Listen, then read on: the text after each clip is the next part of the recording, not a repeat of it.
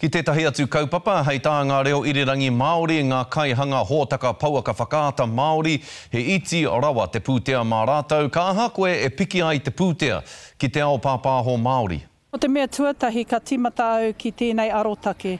Ki āta whakaarohia ka pēwhia, ngā whakaaro e pāna ki a tātou ao pāpāho i tēnei ao hurihuri. Ka mutu tērā, ka matua mōhio te huarahi tōtika kia whai. Ka whakawhānui ake a mātou nei tirohanga me ki ngā wāhanga katoa i mahi i enei mahi ki te ao pāpāho Māori. Nā, kia mutu te aro matawai i te ao pāpāho Māori, ka hara koe. He āhuatanga rānei ka panonitia e koe?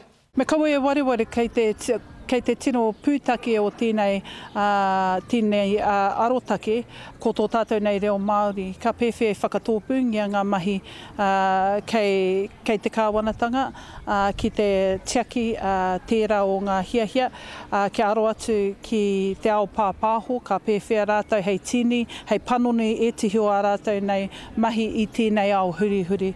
Nō reira, kāre au e tino hiahia me ki ko tēnei wāhanga, te wāhanga tika kia whai, ka mutu te arotake ka matua mōhio au te huarahi tōtika kia whai.